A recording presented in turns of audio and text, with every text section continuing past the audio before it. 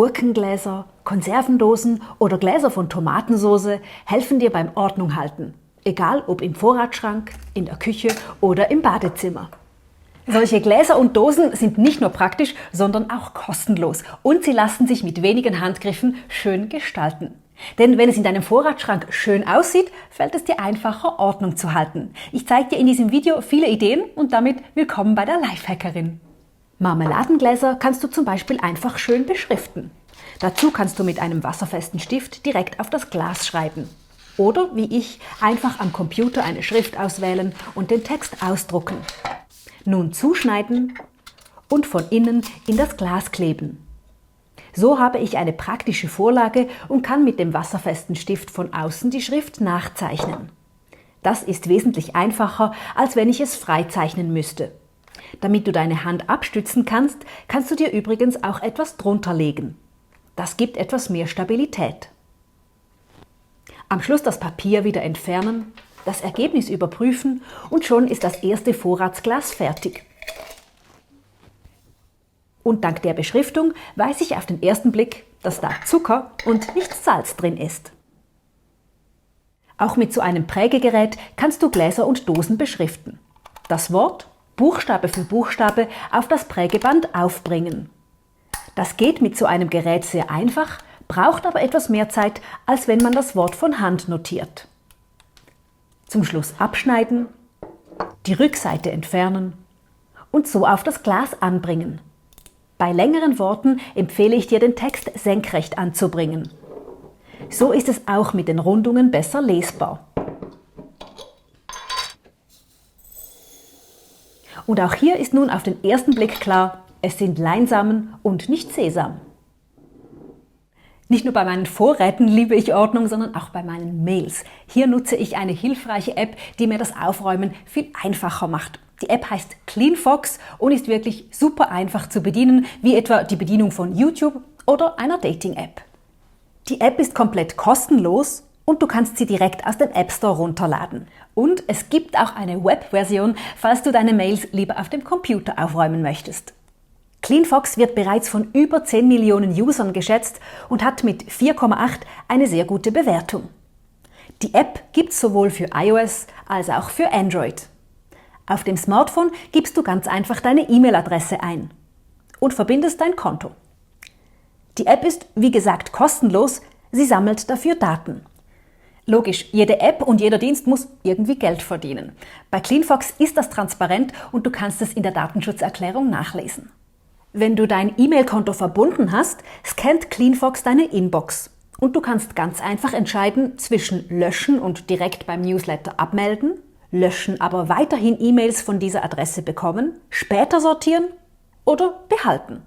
Über die Buttons oder direkt mit Swipen. Das ist dann wirklich ganz einfach und fühlt sich fast nicht nach Arbeit an.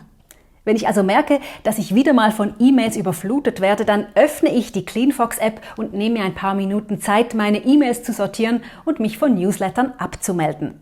CleanFox funktioniert mit Gmail, Yahoo, iCloud, Outlook und auch weiteren E-Mail-Anbietern.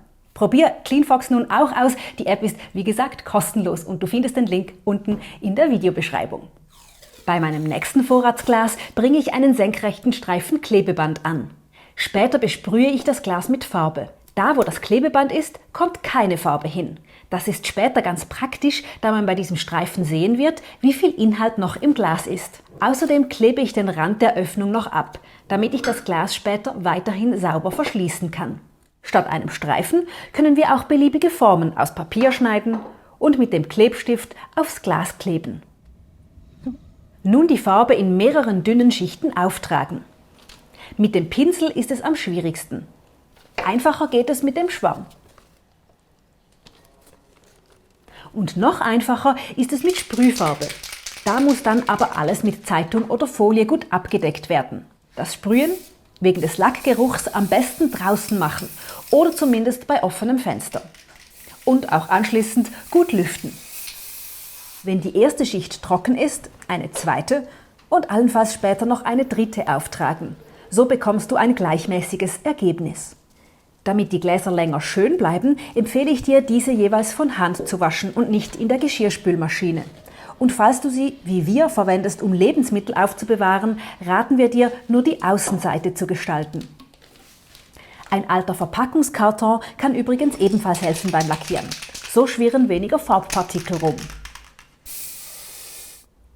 Die besprühten Gläser müssen wir nun vollständig trocknen lassen, dazu am besten Herstellerangaben auf der Farbe beachten. Und statt normaler Acrylfarbe könntest du natürlich auch Tafelfarbe verwenden. Das hat den Vorteil, dass du später direkt mit Kreide aufs Glas schreiben kannst, was drin ist. Das sieht natürlich auch klasse aus. Ich zeige dir nun aber noch weitere Ideen, denn manchmal darf es ja auch noch ein bisschen Dekoration sein. Bei Gläsern, bei denen der Deckel beschriftet ist, würde ich diesen zumindest bemalen, aber wir können da auch noch Knaufe anbringen. Dazu bohren wir in die Mitte des Deckels ein Loch, mit der Bohrmaschine oder ganz einfach mit einer Ahle. Dazu am besten etwas Holz als Unterlage verwenden. Ein Knauf hat in der Regel bereits ein Loch. Du kannst aber auch eine Holzkugel oder sogar so ein Gummitier verwenden. Da müsstest du unten aber auch noch ein Loch reinbohren. Den Knauf nun mit einer Schraube befestigen. Alternativ könntest du ihn auch einfach aufkleben, aber geschraubt hält definitiv besser. Du kannst den Deckel noch ohne Knauf mit Farbe besprühen oder direkt damit. Dann sieht alles aus wie aus einem Guss. Wichtig auch hier, alles gut trocknen lassen. In der Zwischenzeit zeichne ich auf etwas festeres Papier oder Karton ein Schild für die Beschriftung und schneide es anschließend aus. Mit einem Locher ein Loch machen, eine Kordel durchziehen und so kann ich es später um das Glas binden. Die bemalten Gläser sind über Nacht getrocknet und wir können die ausgesparten Teile entfernen. Das Glas mit Vorrat füllen und natürlich das Schild anbringen.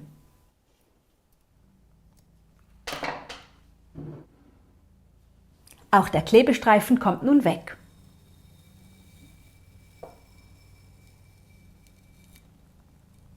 Und wenn wir das Mehl einfüllen, sieht man nun immer auf den ersten Blick, wie viel Vorrat noch drin ist. Auch die beiden Deckel mit dem Türknauf sind inzwischen trocken. Den einen müssen wir nun nur noch mit der Schraube befestigen. Und schon können wir auch diese Vorratsgläser befüllen. Sie helfen uns in der Küche den Überblick zu haben und Ordnung zu halten. Auch aus Konservendosen können wir praktische Ordnungshelfer gestalten. Falls du den Deckel auch verwenden möchtest, arbeitest du idealerweise mit einem Sicherheitsdosenöffner. Dieser schneidet den Deckel sauber weg. Du kannst ihn später aber wieder aufsetzen. Und ganz wichtig, der Öffner schneidet es so, dass die Kanten nicht scharf sind. Du kannst dich daran also nicht schneiden. Um den Deckel später besser öffnen und schließen zu können, werde ich auch hier einen Knauf anbringen. Dazu wieder mit einer Ahle in der Mitte ein Loch bohren. Das braucht etwas Kraft und Geduld. Am besten bohrst du von beiden Seiten, bis das Loch gerade groß genug ist, um die Schraube für den Knauf durchstecken zu können. Am besten einfach kurz testen. Wenn es passt, können wir Deckel und Dose in der gewünschten Farbe ansprühen. Am besten wieder in einer Schachtel und idealerweise wieder draußen oder zumindest bei offenem Fenster. Ich empfehle dir wiederum 2 bis 3 Schichten zu sprühen und das Ganze zwischendrin immer trocknen zu lassen. So sieht das Ergebnis am Schluss schön gleichmäßig aus. Sobald alles trocken ist, kann der Knauf angeschraubt werden. Diesen habe ich naturbelassen. Du könntest diesen aber selbstverständlich auch mit Farbe besprühen. Wir verwenden die Dose nun für Wattepads im Badezimmer, sie macht sich aber bestimmt auch gut in der Küche oder für Krimskrams im Büro. Statt einen Knauf können wir auch ein Stück Lederriemen anbringen, um den Deckel bequem auf- und zumachen zu können. Dazu benötigen wir wiederum die Ahle und machen damit nun mehrere Einstiche eng nebeneinander. Wiederum auf beiden Seiten, sodass ein Schlitz entsteht. Mit dem Lederriemen kontrollieren, ob die Größe passt. Dann mit einer Metallfeile die Ränder schleifen, damit wir uns nicht verletzen. Auch hier kurz testen, ob der Lederriemen zweimal durchpasst. Wiederum in der Pappschachtel mit der gewünschten Farbe besprühen. Wir verwenden dazu übrigens Acrylfarbe aus dem Baumarkt. Wenn alles gut trocken ist, brauchen wir neben dem Lederriemen noch die Schere und Kraft- oder Sekundenkleber. Den Riemen auf die gewünschte Länge kürzen, durch den Schlitz stecken, sodass wir auf der anderen Seite 2 rund 3 cm lange Streifen haben. Mit Kleber diese an den Deckel kleben und mit einer Wäscheklammer fixieren. Auf der anderen Seite wiederholen und gut trocknen lassen. Sobald der Kleber fest ist, die Wäscheklammern entfernen und der Deckel ist einsatzbereit. Am Lederriemen kann dieser nun bequem geöffnet und geschlossen werden.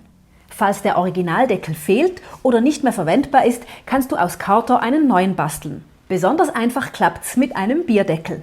Der hat einen perfekten Durchmesser für größere Dosen. Als Knauf reicht auch eine einfache Holzkugel, die wir mit etwas Heißkleber befestigen und kurz trocknen lassen. Auch diesen Deckel besprühen wir abermals mit Farbe und erhalten so einen edlen Deckel für unsere Dose, die wir diesmal unbehandelt lassen. Auch die Aufbewahrungsdose können wir natürlich noch beschriften, zum Beispiel mit selbstklebenden Etiketten. So schmeckt die Schweizer Schokolade gleich noch besser. Eine weitere Dose beschriften wir mit einem Geschenkanhänger und einem schönen Garn. Anhänger beschriften, Garn durch das Loch ziehen und verknoten.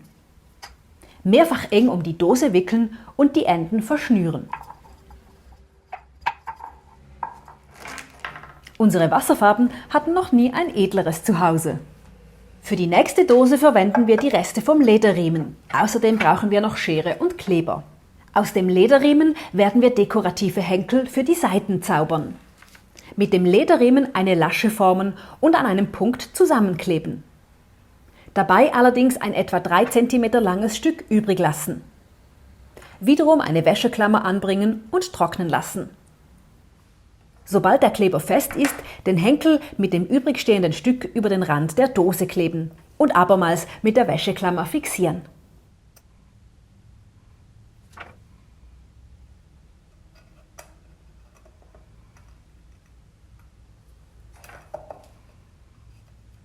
Auf der gegenüberliegenden Seite mit der zweiten Lasche wiederholen.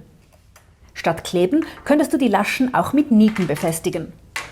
In unsere Dose kommt Besteck, welches so direkt auf den Tisch gestellt werden kann und richtig schick aussieht, oder?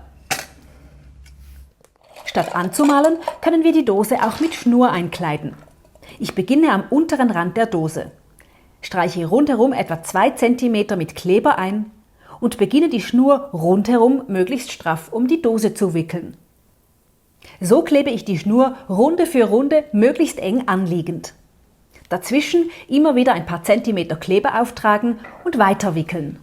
Für den Abschluss schneide ich das Ende in der passenden Länge zu und klebe dieses ebenfalls fest.